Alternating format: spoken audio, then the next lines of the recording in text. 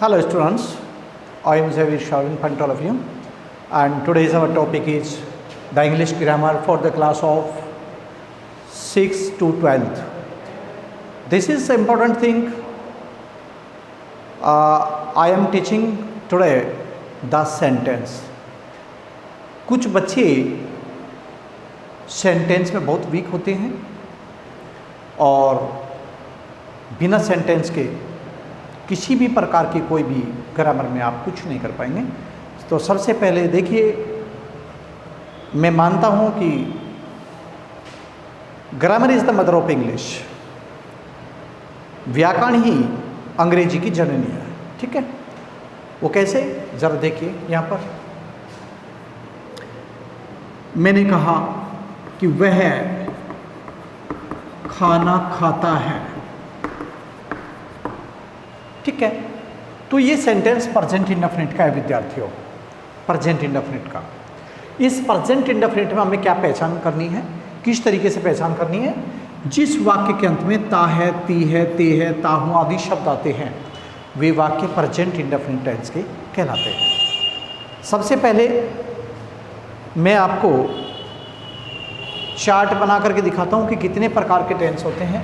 एक बार फिर हम बिल्कुल शुरुआत लेकर के चले हुए हैं और इस शुरुआत के माध्यम से हम आपको टेंस की जानकारी देंगे।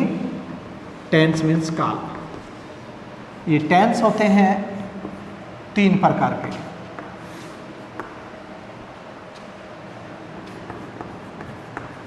प्रेजेंट टेंस,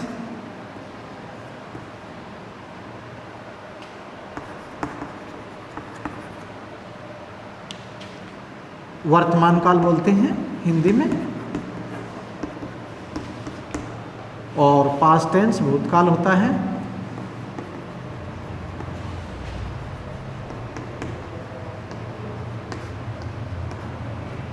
और यहाँ पर फ्यूचर टेंस।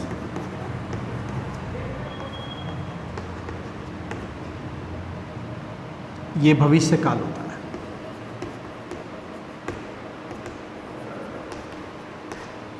भविष्य काल या भविष्यत काल।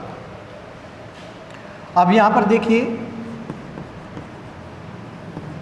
प्रेजेंट जो टेंस होता है उसके चार भाग होते हैं। For parts of present indefinite, present continuous,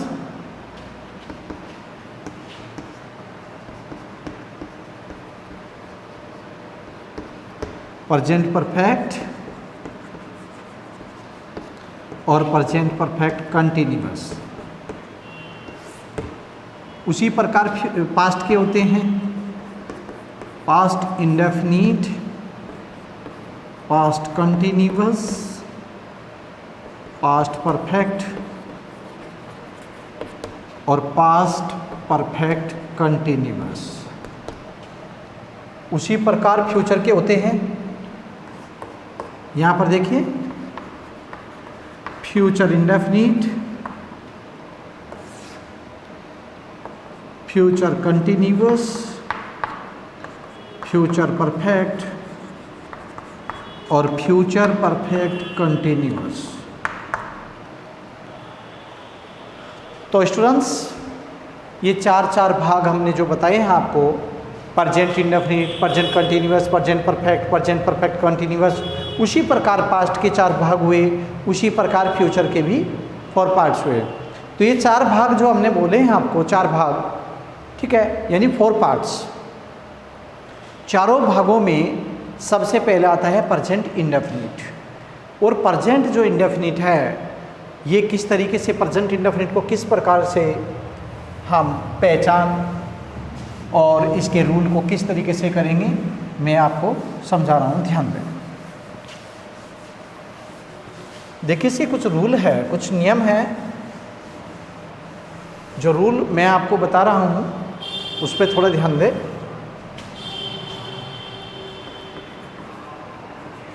present indefinite,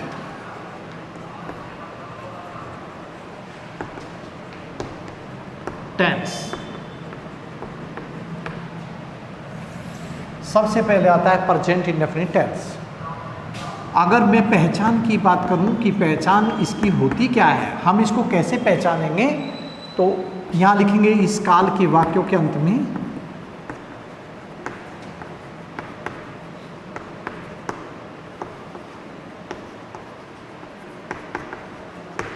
इस काल के वाक्यों के अंत में ता है, ती है, ते है, ताहू आदि शब्द आते हैं।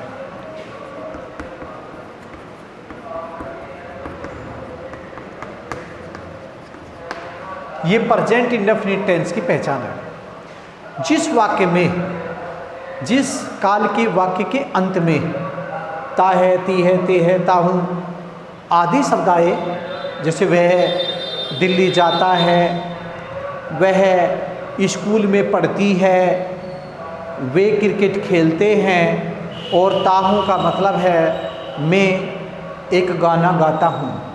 तो ताहू यानी मैं एक गाना गाता हूँ। तो इस तरीके से हम सबसे एंड का जो वर्ड है ता है, ती है वाले, तो इससे हम पहचान करते हैं कि किस प्रकार का वाक्य है और कौन से टेंस में है। अब हम बात करते हैं रूल्स की। इसमें किस तरह के रूल्स प्रयोग किए जाते हैं। सबसे पहले अफर्मेटिव सेंटेंस को लेते हैं। इसमें क्या करते हैं, सब्जेक्ट प्लस एस या E S in first form, first verb, first form of the verb, plus यहाँ पर क्या लगाएंगे, ऑब्जेक्ट। अब बात करें हम कि एस या E S in first form, मैंने बोला है एस या E S in first form, तो एस या ई किस कंडीशन में लगाएंगे, जब हमारा टेंस, हमारे टेंस का सब्जेक्ट, हमारे किसी भी सेंटेंस का सब्जेक्ट जब सिंगुलर सब्जेक्ट होता है तो वर्ब में एस या ई एस लगता है। यदि वह प्लूरल सब्जेक्ट है तो एस या ई एस नहीं लगेगा, वहाँ पर ओनली फर्स्ट फॉर्म का प्रयोग किया जाएगा। अब आप कहेंगे फॉर्म होती क्या है, भाई फॉर्म मुख्य क्रिया होती है, यानी कि जो मेन वर्ब होती है वो मुख्य क्रिया होती है, और मेन वर्ब की 3 अवस्थाएं होती हैं। एक फर्स्ट फॉर्म होती है, यानी फर्स्ट पहली प्रथम अवस्था, द्वितीय अवस्था और तृतीय अवस्था। हम इसको कहते हैं अंग्रेजी में first form, second form, third form.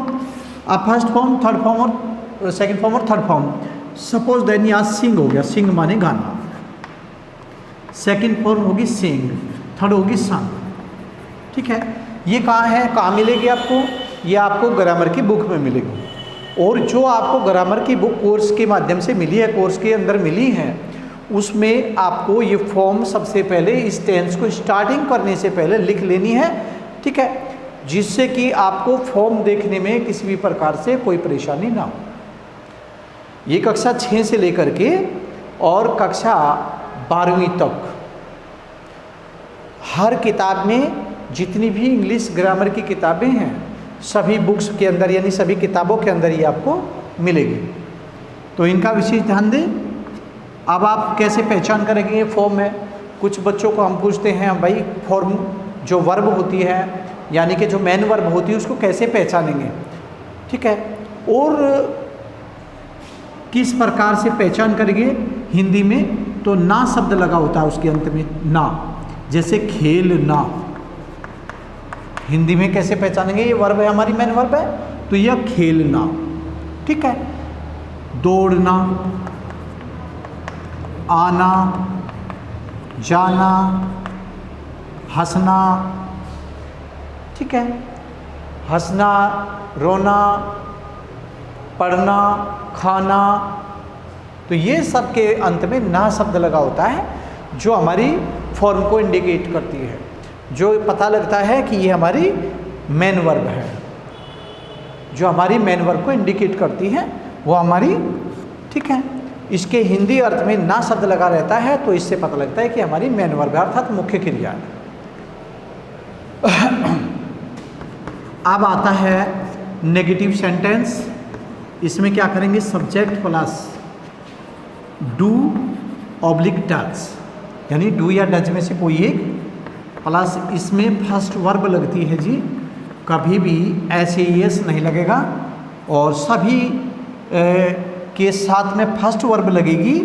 ठीक है, प्लस ऑब्जेक्ट, यानी सभी ऑब्जेक्ट के साथ फर्स्ट वर्ब का प्रयोग किया गया है। इंटरोगेटिव सेंटेंस में यहाँ पर डू और does plus subject first verb plus object plus question mark. एक सेंटेंस हम बना करके दिखा रहे हैं आपको, वह दिल्ली बस से जाता है। ठीक है, वह दिल्ली बस से जाता है। तो क्या करेंगे, ही। सबसे पहले हमने बताया कि अफर्मेटिव सेंटेंस बनाएंगे।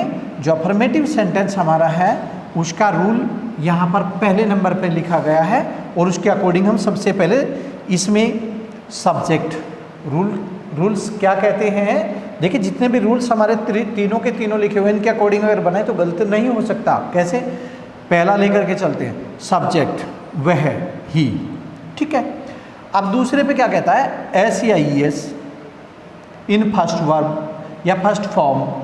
ठीक है, फर्स्ट फॉर्म में प्रथमावस्था में, वर्ब की प्रथमावस्था में फर्स्ट फॉर्म में जो है एस या ई एस लगाएंगे।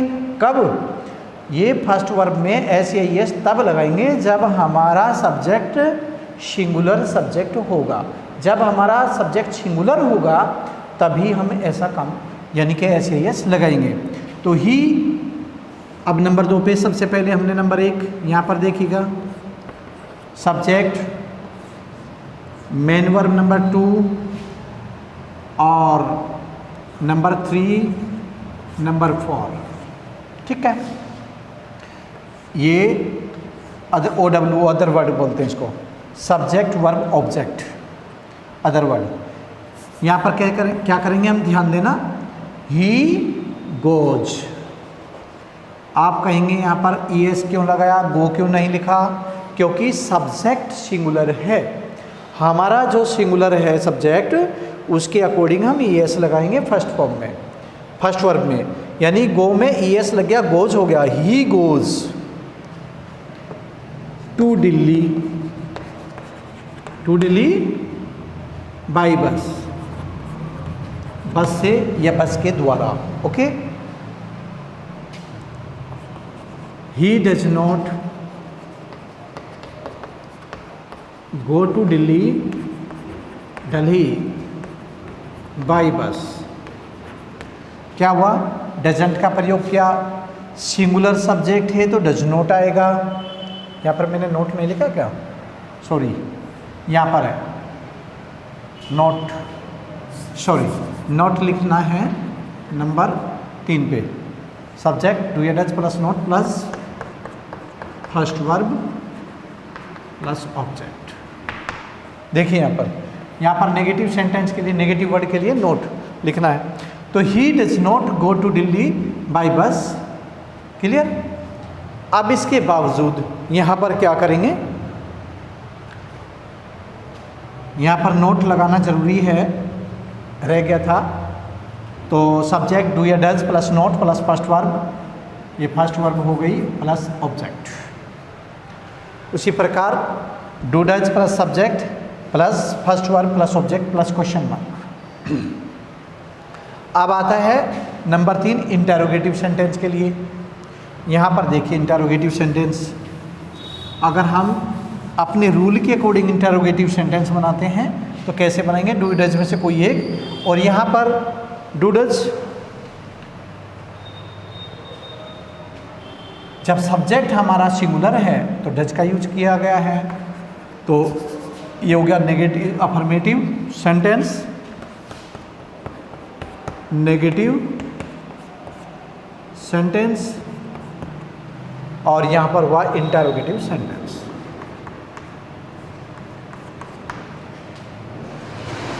डज ही सब्जेक्ट है, he go to Delhi by bus, bus से। ओके, तो क्वेश्चन मार्क यहाँ पर लगाएंगे। Does he go to Delhi by bus. तो ये हमारा कंप्लीट सेंटेंस हो गया, प्रेजेंट इंडेफिनिट कंप्लीट। ठीक, इसी प्रकार पास्ट इंडेफिनिट में है, तीनों के इंडेफिनिट लेते हैं पहले। पास्ट इंडेफिनिट में है, पास्ट इंडेफिनिट में हमें क्या चीज़ चेंज करनी होगी, देखिए बहुत सिंपल है, ध्यान देना। पास्ट इंडेफिनिट में बहुत सिंपल है।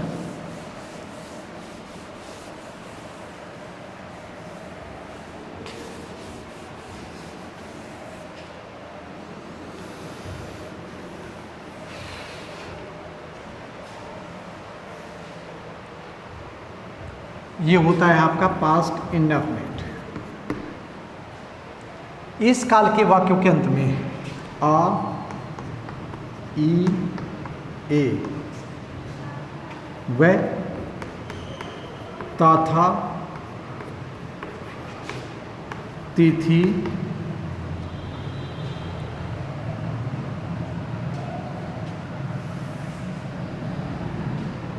और ते थे आदि शब्द आते हैं।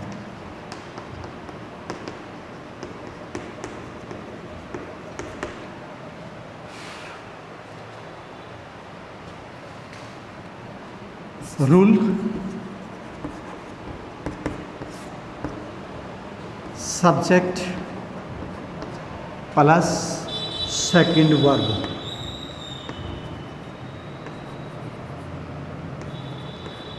Plus object. ये हमारा क्या हुआ, अफर्मेटिव। नेगेटिव सेंटेंस, अब अफर्मेटिव में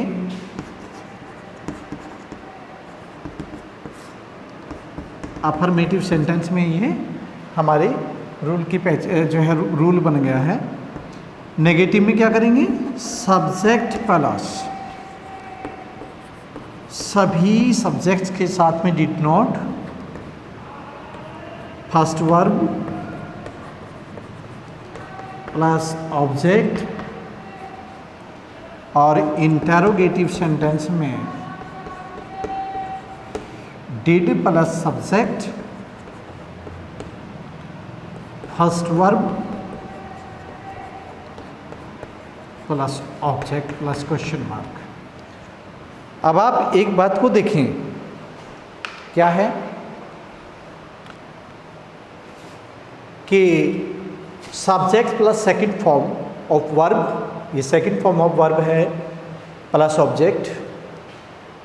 नेगेटिव में subject plus did not plus first form of verb plus object, और इंटरग्रेट में did plus subject plus first form of verb plus object plus question mark. तो यहाँ पर एक चीज़ का ध्यान देंगे कि पास्ट इंडेफिनिट में ही सेकंड फॉर्म का प्रयोग होता है और किसी में नहीं होता। पास्ट इंडेफिनिट में ही सेकंड फॉर्म का प्रयोग होता है, किसी भी टेंस में सेकंड फॉर्म का प्रयोग नहीं होता। जैसे यहाँ पर मैं आपको दिखा रहा हूँ, वह स्कूल गया, गया, आ शब्द आया है, आ, ई, ए, वे स्कूल गए, ए शब्द आ गया, वर्ड, ठीक है, ए वर्ड आया उसके पीछे सबसे लास्ट में।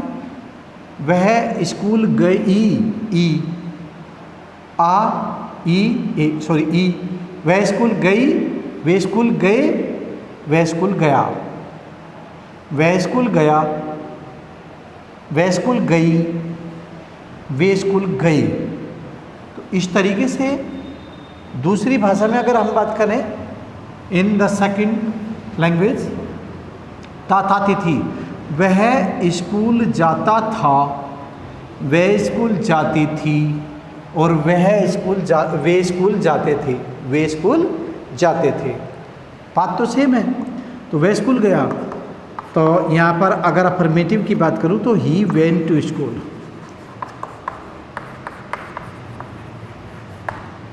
ही वेंट टू स्कूल, वेंट क्या है, गो की सेकंड फॉर्म, गो की सेकंड फॉर्म वेंट होती है, ठीक है। As a rule second verb, ये रही second verb, subject second verb plus object, to school. अब नेगेटिव, मैंने बोला subject plus did not with all subjects, with all subjects did not, he did not go to school. और interrogative sentence में did he go to school, question mark. ठीक, did he go to school. तो ये past indefinite tense complete हो गया। अब आता है future indefinite tense. Future indefinite tense में किस तरीके से देखिए हमें करना है।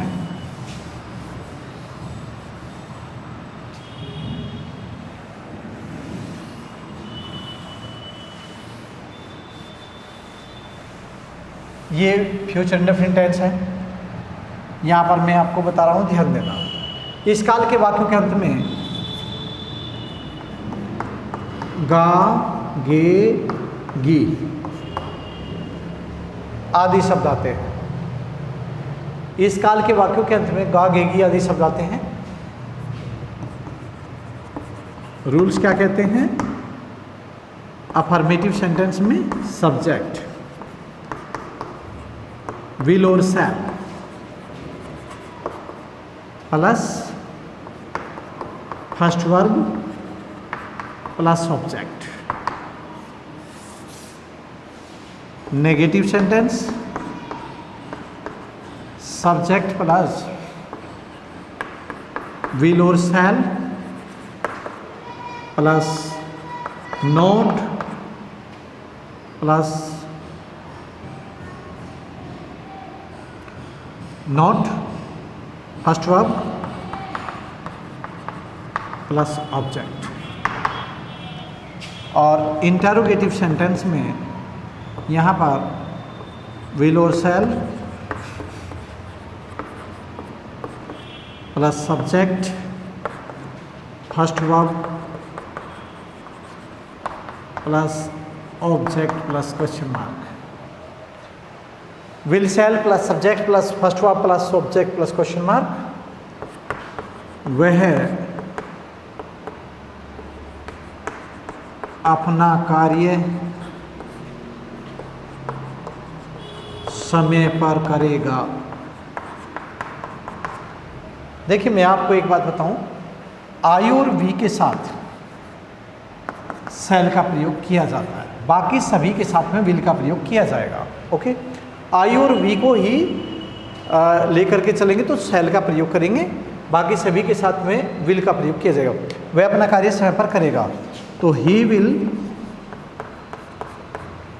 Do, he will do his work on time, समय पर करेगा। He will do his work on time. Negative अगर बात करें तो ही will not do his work on time. Interrogative will he do his work on time, question will he do his work on time, वह अपना कार्य समय पर करेगा। ये रहे हमारे फ्यूचर इंडेफिनिट टेंस की पहचान। फ्यूचर इंडेफिनिट टेंस पहचान है, इस काल के वाक्यों के अंत में गा, गे, गी आदि शब्द आते हैं। रूल्स यहाँ पर देखिए, subject will shall plus first verb plus object, negative subject plus will या shall plus not plus first verb plus object, और interrogative will shall plus subject plus first verb plus object plus question mark. वह अपना कार्य समय पर करेगा, he will do his work on time, he will not do his work on time, and this is the interrogative, will he do his work on time, question mark. Question mark interrogative में students लगाना बहुत ही जरूरी, it is very necessary the question mark in the end of this sentence. ठीक है, अब इसके बाद हम आपको कुछ वर्क दे रहे हैं जो आपको फेयर कॉपी में करना है। ये तीनों टेंस के अकॉर्डिंग यहाँ पर वर्क मिलेगा और तीनों के आधार पर ही आपको जो वर्क दिया गया है वो आपको करना होगा।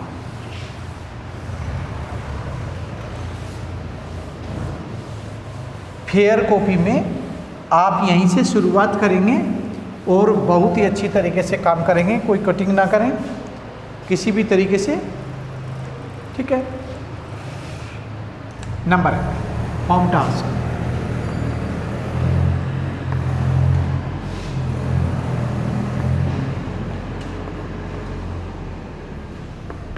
वह मंदिर जाती है। बहुत सिंपल सेंटेंस हम दे रहे हैं, ध्यान देना।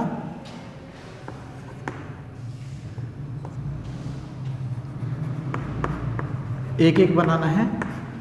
क्या आप हिंदी जानते हो?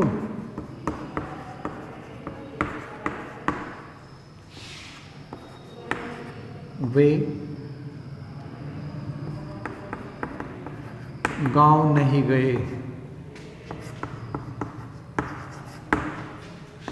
नंबर 4,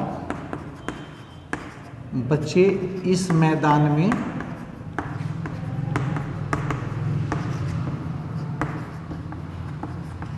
क्रिकेट नहीं खेलेंगे।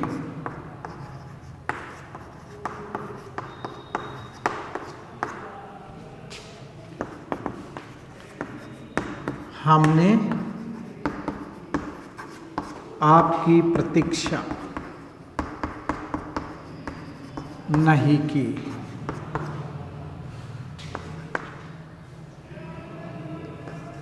आपको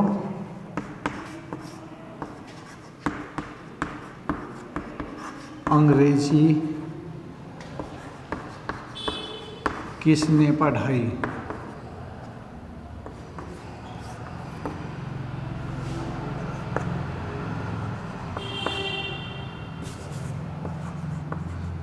क्या आप उसे जानते थे? नंबर 8, हम वहाँ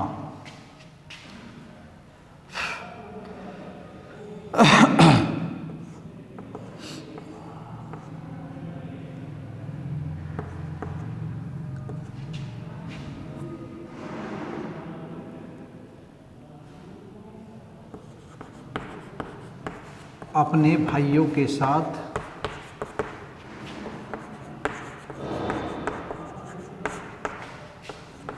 खेलते हैं। नंबर 9,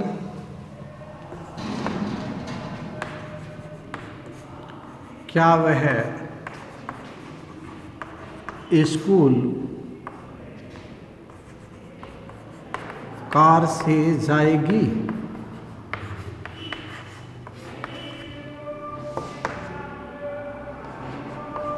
मैं मुंबई अपने माता पिता के साथ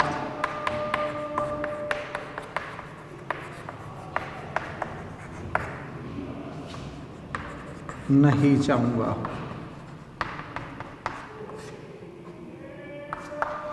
तो ये 10 सेंटेंस है स्टूडेंट्स, ये आपको फेयर कॉपी में करने हैं और अच्छी तरीके से 10 सेंटेंस को कंप्लीट करके आपको कॉपी चेक करानी है।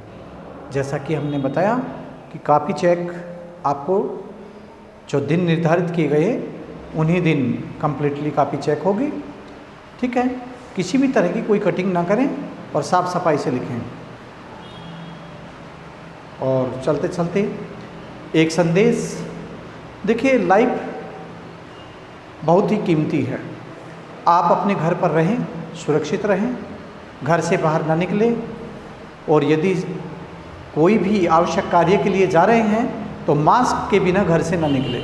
मास्क जरूर लगाएं और भीड़ से बचें कम से कम 2 या 3 गज की दूरी ज़रूर बनाएं, सुरक्षित रहें और अच्छी तरीके से अपने परिवार में रहें, अपने परिवार के साथ समय गुजारें, समय बिताएं। इन्हीं के साथ जय हिंद।